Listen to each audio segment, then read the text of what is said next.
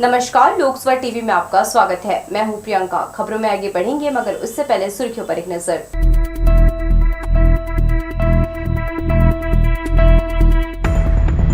प्रदेश में आवश्यक वस्तुओं की कमी न हो, मुख्यमंत्री ने दिए अधिकारियों को कड़े निर्देश। वाहन चालकों की हड़ताल का दिखने लगा असर, सुबह से लेकर रात तक पेट्रोल पंपों में लगी रही कतारें। 67वीं राष्ट्रीय स्कूल बेसबॉल प्रतियोगिता शुरू, 13 राज्यों के सैकड़ों खिलाड़ी दमखम दिखाने मौजूद। और चरित्र शंका को लेकर 3 बच्चे और पत्नी की गला घोंटकर हत्या, मस्तूरी क्षेत्र का मामला। हमारे न्यूज हेडलाइंस के प्रायोजक हैं Makhija test tube baby centre Bilaspur. हम आपके परिवार को पूरा करते हैं। Makhija test tube baby centre and प्रसूति गृह। तो ये थी सुर्खियां और अब खबरें विस्तार से।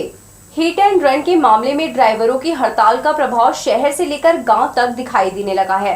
सबसे ज्यादा पेट्रोल डीजल की किल्लत का लोग सामना कर रहे हैं। परिस्थितियों को देखते हुए सीएम विष्णुदेव साय ने वीसी के माध्यम से मुख्य सचिव, DGP, commissioner, IG, collector, SP सहित दूसरे अधिकारियों की बैठक ली। इस दौरान सीएम ने ट्रक चालकों की देशव्यापी हड़ताल को देखते हुए आवश्यक व्यवस्था करने के निर्देश दिए। सीएम ने बैठक में आवश्यक वस्तुओं की आपूर्ति सुचारू रूप से बनाए रखने के निर्देश दिए। इतना ही नहीं, सीएम ने कहा कि किसी भी जिले में अगर कानून व्यवस्था बिगड़ती है तो इसके लिए सीधे कलेक्टर, एसपी जिम्मेदार होंगे। इंटरनेट या सोशल मीडिया के जरिए किसी भी प्रकार की भ्रामक जानकारी फैलाए जाने पर भी नजर रखने के निर्देश दिए हैं। सरकार के द्वारा परिवहन में नए कानून के बदलाव के विरोध में प्राइवेट बसों के साथ ऑटो रिक्शा का संचालन बंद हो गया है, जिससे यात्री दिन भर परेशान रहे। लोगों को ई रिक्शा में सफर करना पड़ा। वहीं पेट्रोल नहीं मिलने की वजह से टैक्सी बंद हो गई है। इन गाड़ियों का संचालन बंद होने से यात्रियों को काफी परेशानियों का सामना करना पड़ रहा है। दिन भर यात्री इधर उधर भटकते रहे।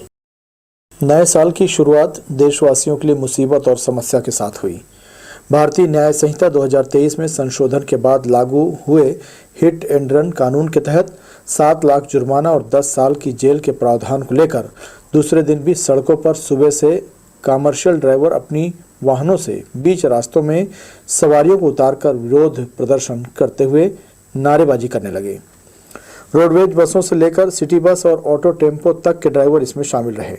हड़ताल की सूचना आग की तरह पूरे शहर में फैल गई। वहीं हड़ताल के आगे यात्री ठंड में बेबस खड़े नजर आए।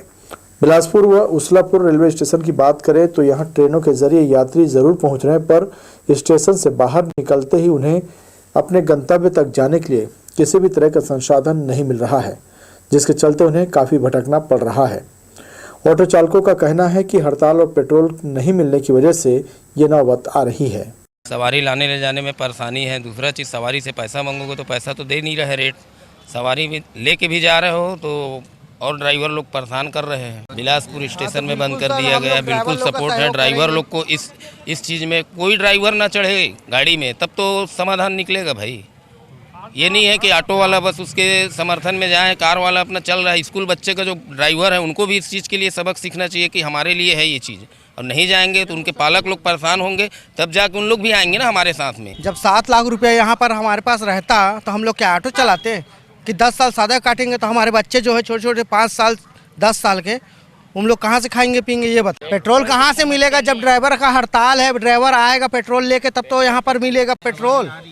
आ रही है सवारी, ट्रेन की सवारी आ रही है, बस बंद है, यहाँ पर ट्रक बंद है, तो कहाँ से लेके जाएंगे?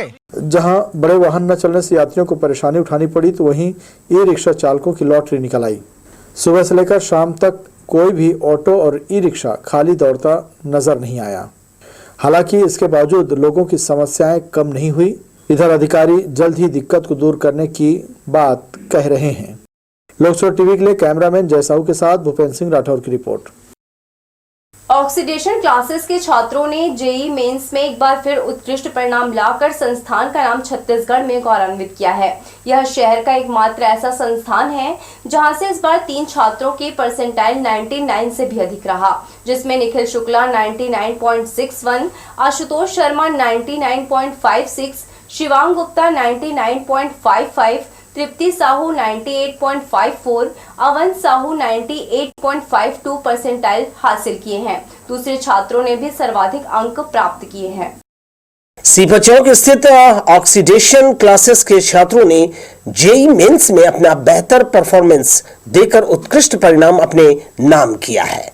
अनुभवी शिक्षकों की मेहनत और उपलब्ध कराए गए नोट्स से तैयारी कर स्टूडेंट्स ने 99 से अधिक का परसेंटाइल हासिल किया है।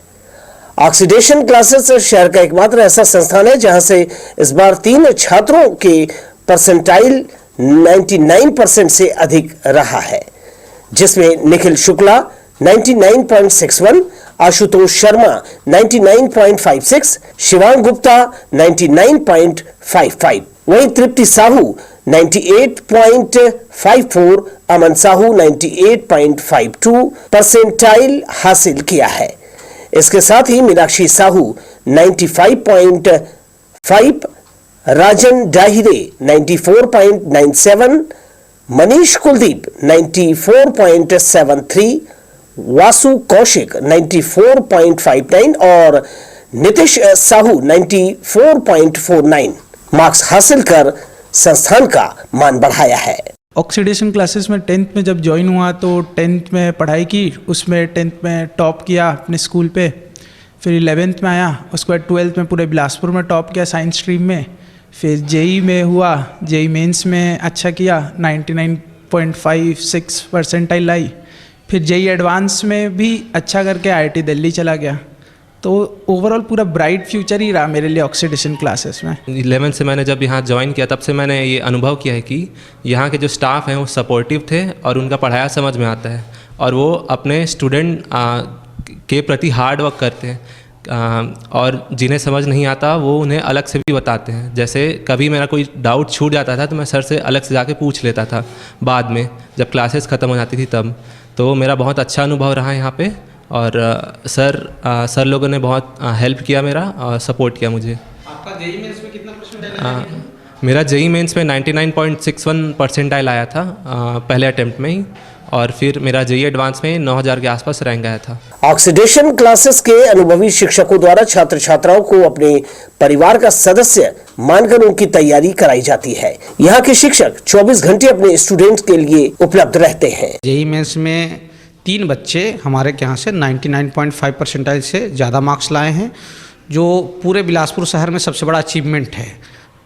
आप दूसरे कोचिंग में पता कीजिए तो वहाँ पे 99.5 से ज़्यादा सिंगल या डबल बच्चों का रहा है, लेकिन ऑक्सीडेशन ऐसा कोचिंग है पूरे बिलासपुर शहर में जहाँ पे 3 बच्चे 99.5 परसेंटाइल से ज़्यादा जेई मेंस में मार्क्स लाए हैं। और मैं आपको बता दूँ, इस साल हमारे यहाँ से 5 बच्चे IIT कॉलेज गए हैं और करीब 6 से 7 बच्चे NITs गए हैं और 9 बच्चे हमारे यहाँ से मेडिकल कॉलेज में गए हैं। ये लास्ट ईयर का रिजल्ट है हमारे यहाँ का। और लगभग पूरे सालों में आपको बता दूँ कि लगभग 150 से ऊपर बच्चे NIT और IIT जा चुके हैं।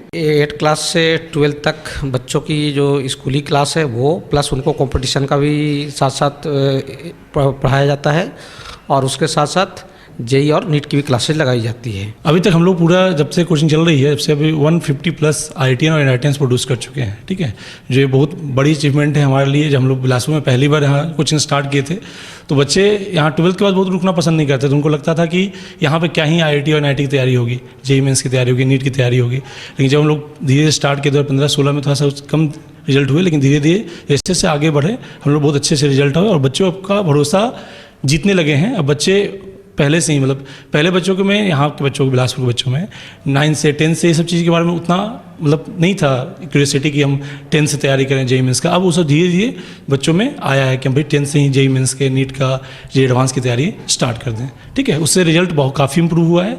ठीक है, इस साल मतलब बताया, इस साल तो 99.5 परसेंटाइल 3 बच्चे दिए हैं जेई मेंस में। नीट में 3 बच्चे 600 प्लस रिजल्ट दिए हैं। तो 2023 तो हमारे लिए सबसे गोल्डन रहा अब तक का, और धीरे धीरे हमारा ग्राफ जो है रिजल्ट का हमेशा बढ़ते रहा है। ये सबसे प्लस पॉइंट है। ऑक्सीडेशन क्लासेस जेई और नीट के लिए छात्र छात्राओं की पहली पसंद बना हुआ है।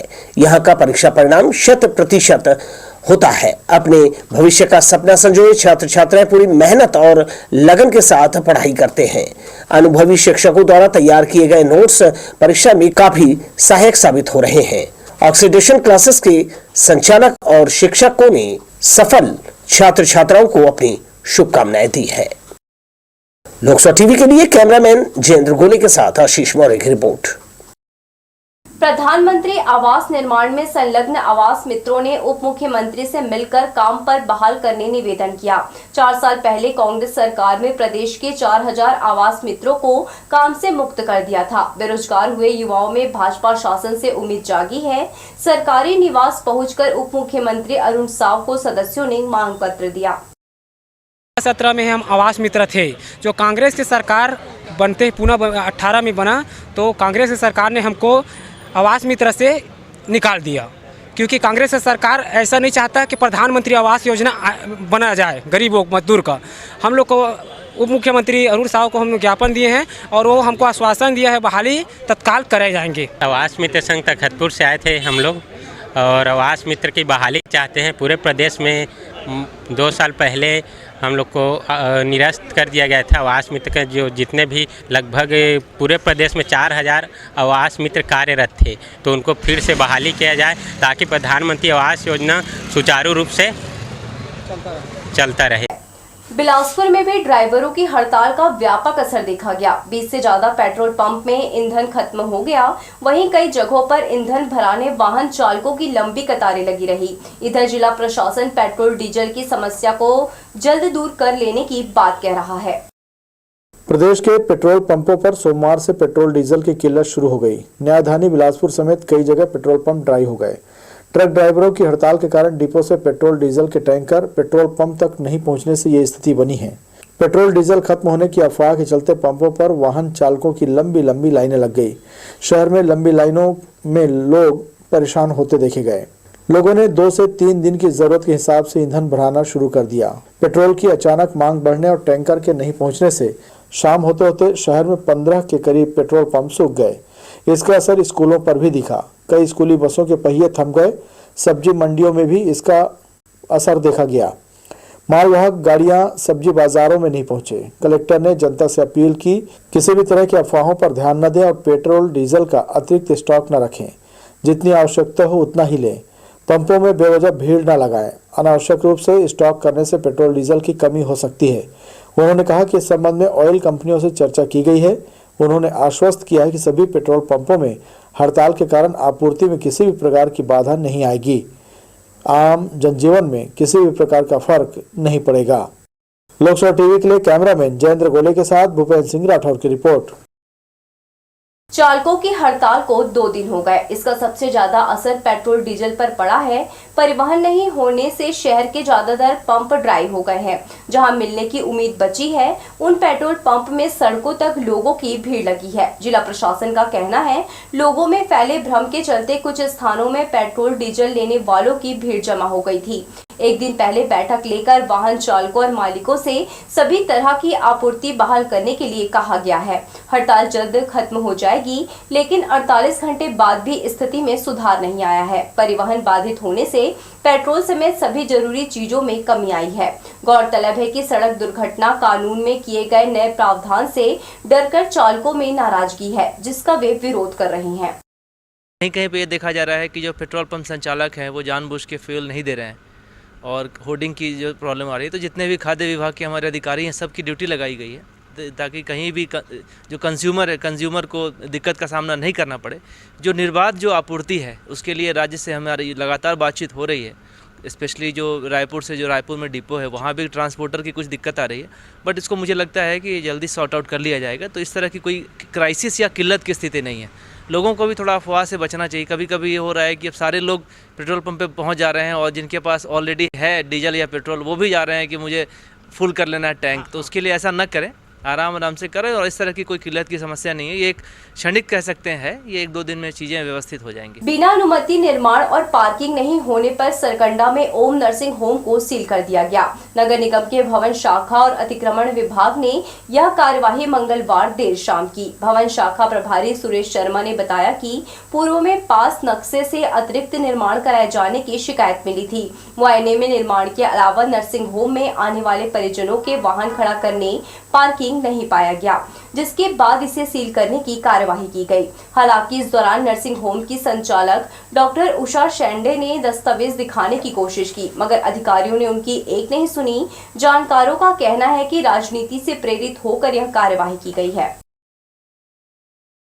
शेंडे के द्वारा एक नर्सिंग होम चलाया जा रहा था, जिसमें पार्किंग और इनका पुराना नक्शा दोनों चीज़ों को अपन ने मांगा था, जिसको इन्होंने दिखाया नहीं। और पार्किंग नहीं होने के कारण और बिल्डिंग अनियमित होने के कारण इसको सील किया गया है। इनके द्वारा कहा गया है कि हम पेपर दिखाएंगे, पेपर दिखाते हैं तो उसके बाद आगे की कार्रवाई की जाएगी। शिकायत प्राप्त हुई थी, जिसके कारण ही इसको अपन ने कार्रवाई किया इस पर। और अभी जैसे पेपर यदि दिखा देते हैं और सही पाया जाता है तो इसको अनसील किया जाएगा। नर्सिंग होम के तहत जो है वो CMHO के अधिकारी लोग जांच कर रहे हैं और उनके द्वारा जो भी जांच की जाएगी उनकी रिपोर्ट उनसे ली जाएगी। छत्तीसगढ़ में खरीफ विपणन साल 2023-24 के तहत 1 नवंबर से धान खरीदी जारी है। राज्य सरकार की संकल्प पत्र के अनुसार किसानों से प्रति एकड़ 21 क्विंटल की मान की दर से धान की खरीदी की जा रही है। राज्य सरकार की ओर से अब तक किसानों से 66.78 लाख मीट्रिक धान की खरीदी की गई है। धान के एवज में किसानों को 15,213 करोड़ रुपए से अधिक की राशि का भुगतान किया गया है। राज्य शासन की ओर से प्रति एकड़ 21 क्विंटल धान खरीदी का आदेश जारी कर दिया गया है। ऐसे किसान जो पिछले साल की निर्धारित मात्रा के अनुरूप धान बेच चुके हैं, वे किसान शेष मात्रा 31 जनवरी तक प्रति एकड़ 21 क्विंटल की दर से बेच सकेंगे।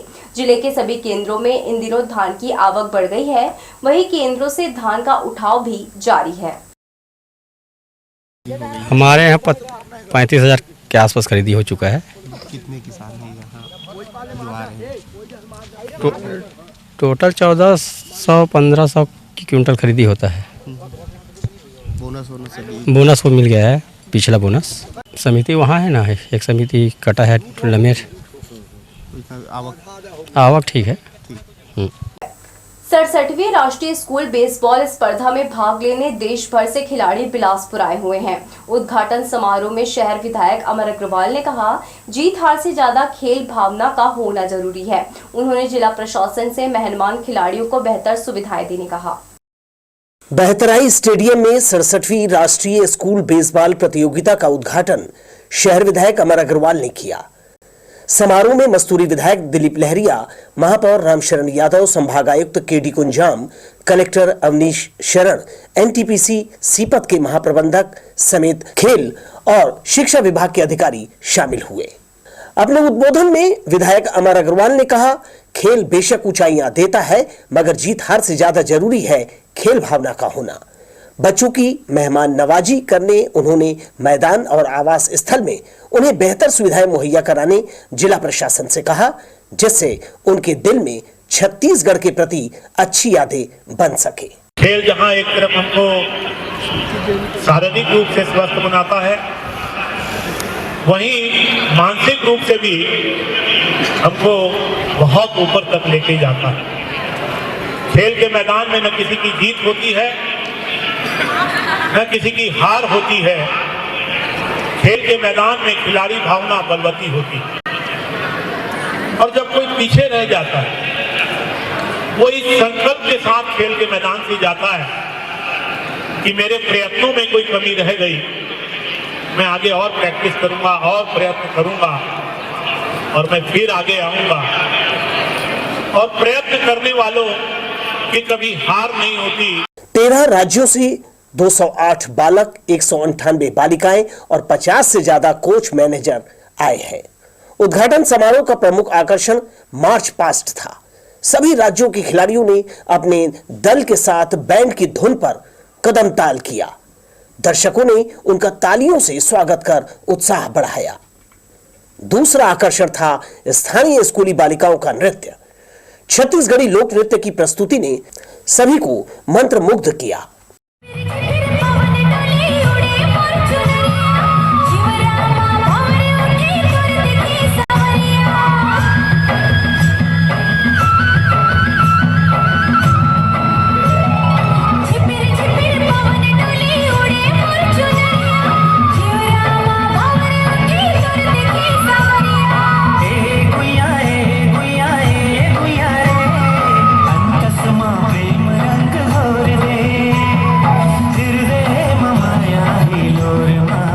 सारे राज्यों संपर्क किया जा रहा है। यहाँ आवास की व्यवस्था, यातायात की, सबकी व्यवस्था बहुत अच्छे से की गई है। लगभग हमारे 70 अधिकारी कर्मचारी इस कार्य को अंजाम देने में लगे हुए हैं और सबने बहुत अच्छी व्यवस्था की है। यहाँ तक कि हम लोगों ने एक एक टीम से, जो टीम आ रही है, उनके आने के पहले कि किस ट्रेन से आ रहे हैं, कब यहाँ पहुँचेगी, हमारे लोग वहाँ पर लेने के लिए स्टेशन में वेलकम करने के लिए खड़े हैं। वहाँ से यातायात सुविधा दे करके बच्चों को यहाँ तक लाया जा रहा है ताकि किसी को पूछने और भटकने की ज़रूरत ना हो। तो वो चीज़ें खैर की गई हैं। NTPC और ACCL को भी हमने कहा है, उनकी ओर से भी सहयोग प्राप्त हो रहा है और जिला प्रशासन भी हमको काफ़ी मदद कर रहा है। 2 जनवरी से शुरू होकर स्पर्धा 5 जनवरी तक चलेगी। बहतराई स्टेडियम के अलावा पास के लोयला स्कूल मैदान में मैच होंगे। कैमरामैन सतीश साहू के साथ दिलीप जगवानी, लोकसो टीवी, बिलासपुर। जिले के अंतर्गत आने वाले लोफंदी, कछार और कुकुर्दी कला रेत खदानों की नीलामी की प्रक्रिया 4 महीने पहले ही हो गई थी, लेकिन इनमें से कोई भी रेत घाट अब तक शुरू नहीं हो पाया है। कांग्रेस के शासनकाल में इन रेत घाट की नीलामी की गई थी। अब सरकार बदल गई है। भाजपा की सरकार में नीलामी हुई रेत घाटों का आगे क्या होगा, यह संशय का विषय है, जिसे लेकर ठेकेदार भी चिंतित है। यही नहीं, ठेके में जाने के बाद पंचायत वाले भी अपने घाटों से रेत का उत्खनन नहीं कर पा रहे हैं। विभाग इस बारे में कुछ कहने से इनकार कर रहा है। अब देखना होगा कि जिले के स्वीकृत रेत खदान कब तक शुरू हो पाता है। मगर रेत घाट बंद होने से रेत की कीमतों में काफी बढ़ोतरी हुई है। टाउन कंट्री प्लानिंग से बिना परमिशन, बिना लेआउट, डाइवर्सन के प्लाट खरीदने वाले अनियमित विकास की परेशानी झेल रहे हैं। जोन क्रमांक 1 सकरी अवैध प्लाटिंग का गढ़ बना हुआ है। गुरु, अमेरी, उसलापुर, मंगला और सकरी में इसका खेल जारी है। ताजा मामला मंगला के वार्ड क्रमांक 14 अभिषेक नगर से उसलापुर रेलवे स्टेशन जाने वाले रोड का है। यहाँ किसी के द्वारा कच्ची प्लाटिंग की जा रही है, वहीं बकायदा मलबा डालकर रोड भी बना लिया गया है और अब इसी जमीन की बिक्री उनके द्वारा की जा रही है। सूत्रों की माने तो ना ही टाउन एंड कंट्री प्लानिंग से इसकी अनुमति ली गई है, वहीं ऊंचे पहुंच का भी धौस भी इन लोगों के द्वारा दिखाया जाता है। यही नहीं, जोन क्रमांक 1 सकरी के अधिकारियों को इस प्लाटिंग के बारे में जानकारी नहीं है, लेकिन अवैध कॉलोनाइजर यहां जमीन की खरीदी बिक्री शुरू कर दिया है। नए साल का स्वागत करने के लिए धार्मिक और पर्यटन नगरी रतनपुर में चारों ओर आनंद, उत्साह और मेले सा माहौल रहा। देवी मंदिर के अलावा खूटाघाट बांध में सैलानियों की जबरदस्त भीड़ देखी गई। साल के पहले दिन खारंग जलाशय खूटाघाट के खूबसूरत नजारे के बीच चिड़ियों की चहचहाहट के बीच टोलियों में पहुंचे पर्यटक एक दूसरे से हंसी ठिठोली करते हुए दिन बिताया। बढ़ेंगे हम खबरों की ओर, मगर इससे पहले सुर्खियों पर एक नजर।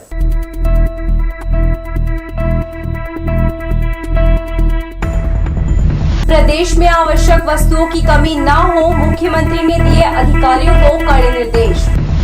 वाहन चालकों की हड़ताल का दिखने लगा असर। सुबह से लेकर रात तक पेट्रोल पंपों में लगी रही कतारें। 67वीं राष्ट्रीय स्कूल बेसबॉल प्रतियोगिता शुरू। 13 राज्यों के सैकड़ों खिलाड़ी दमखम दिखाने मौजूद। और चरित्र शंका को लेकर 3 बच्चे और पत्नी की गला घोटकर हत्या, मस्तूरी क्षेत्र का मामला। हमारे न्यूज हेडलाइंस के प्रायोजक हैं Makhija test tube baby centre, Bilaspur. हम आपके परिवार को पूरा करते हैं। Makhija test tube baby centre and प्रसूति गृह। मस्तूरी थाना क्षेत्र के हिर्री गांव में एक ही परिवार के 4 सदस्यों की हत्या का मामला सामने आया है। बताया जा रहा है कि शराबी पति ने चरित्र शंका के चलते पत्नी समेत 3 बच्चों का गला घोटकर मार डाला। घटना बीती रात करीब 10 बजे की है। एडिशनल एसपी अर्चना झा ने बताया कि मस्तूरी थाना क्षेत्र के हिर्री गाँव में एक ही परिवार के 4 सदस्यों की हत्या हुई है। हत्या के बाद आरोपी उमेश केवट थाने पहुंचा। इसके पहले उसने आत्महत्या का प्रयास भी किया। आरोपी उमेश केवट ने पूछताछ के दौरान बताया कि उसकी पत्नी का दूसरे से अवैध संबंध है। कस्तूरी में थाने में एक सूचना प्राप्त हुई जिसमें उमेंद केवट करके आरोपी है जिसने गला घोट करके अपनी पत्नी और 3 बच्चों की हत्या कर दी है। पुलिस की टीम तत्काल उसमें पहुंची, मर्ग कायम किया गया। एफएसएल की टीम घटनास्थल में पहुंच गई, घटनास्थल निरीक्षण किया गया है। अभी सभी डेड बॉडीज का पीएम कराया जा रहा है। आगे अपराध लाइन करके इसमें वैधानिक जांच में जो है प्राथमिक जांच में कारण ये आया है कि जो आरोपी है वो अपनी पत्नी के चरित्र पर बार बार संदेह करता था। इसी को आधार बनाकर इसने इस घटना को अंजाम दिया। पुलिस अधीक्षक संतोष कुमार सिंह ने नए वर्ष में अपना पुराना लेखा जोखा पेश किया। उन्होंने बताया कि वर्ष 2023 में दर्ज 12,902 अपराध में से 931 मामले ही लंबित हैं। पुलिस अधीक्षक ने बताया कि लंबित अपराध का प्रतिशत 7.21 है। पत्रकारों से चर्चा करते हुए उन्होंने यह भी बताया कि गंभीर अपराधों और संपत्ति संबंधी अपराधों में कमी आई है। जिले में चल रहे निजात अभियान के दौरान कुल आईपीसी के पंजीबद्ध अपराधों में 20% की कमी दर्ज की गई है। नशे पर शिकंजा कसने के लिए 174 एनडीपीएस के मामले दर्ज किए गए, जिसमें 240 को गिरफ्तार कर जेल भेजा गया, जिनसे 1 करोड़ रुपए से अधिक के नशीले पदार्थों को जब्त किया गया। निजात अभियान के तहत काफ़ी बड़ी संख्या में जो कार्रवाई की गई, प्रिवेंटिव एक्शंस में काफ़ी बड़ी संख्या में कार्रवाई की गई। हम लोग की जो आगामी साल में भी ये कोशिश रहेगी कि ये कार्रवाइयाँ नशे के खिलाफ जो पुलिस बिलासपुर पुलिस द्वारा कार्रवाई की गई है वो और बढ़े। ट्रैफिक में हम लोग की कोशिश रहेगी कि बेहतर ट्रैफिक मैनेजमेंट सिस्टम जो ITMS का यहाँ जो प्रोजेक्ट है उसका यूज़ करते हुए इन्फोर्समेंट पे कार्रवाई करें। 3 नए थाने ज़िले में खुलने हैं जो हम लोग अभी नए साल में खोलेंगे, जिससे पुलिसिंग और मजबूत होगी। कई सारे ऐसे मामले रहे जिले में जो सक्सेसफुली, चाहे वो चोरी डकैती या लूट के मामले रहे, जिसको सफलतापूर्वक पुलिस ने डिटेक्ट किया। छात्र की खुदकुशी के मामले में सक्रिय पुलिस ने कांग्रेस नेता और उसके 2 अन्य साथियों पर केस दर्ज कर दिया है। राजीव गांधी चौक निवासी सिद्धांत पिता वीरेंद्र नागवंशी सीवी रमन यूनिवर्सिटी कोटा से बी इंजीनियरिंग का छात्र था। उसके पिता के अनुसार वह कांग्रेस नेता अकबर खान के साथ काम कर रहा था, मगर पारा माखनबाड़ा की झुग्गी झोपड़ी में रहने वाले 15-20 परिवारों के जमीन खाली कराने अकबर खान उसे दबाव बनाने भेजने लगा।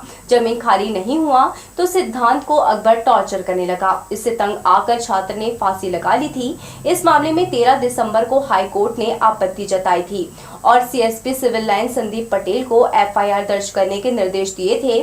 सक्रिय पुलिस ने इस केस में अकबर खान, मीनाक्षी बंजारी, शेफू उर्फ फैजान खान के खिलाफ धारा 306-34 के तहत अपराध दर्ज कर लिया है।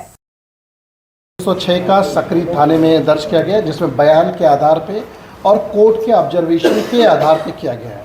मामले का जांच होना है, उसमें जवाब दवा प्रस्तुत किया जाना है और जांच के बाद इसमें जो भी पाया जाएगा उस पर कार्रवाई। तो ये थी हमारी लोकसभा टीवी की तमाम खबरें। अगले बुलेटिन में आपसे फिर होगी मुलाकात। तब तक के पूरी टीम के साथ प्रियंका को दीजिए इजाजत। नमस्कार।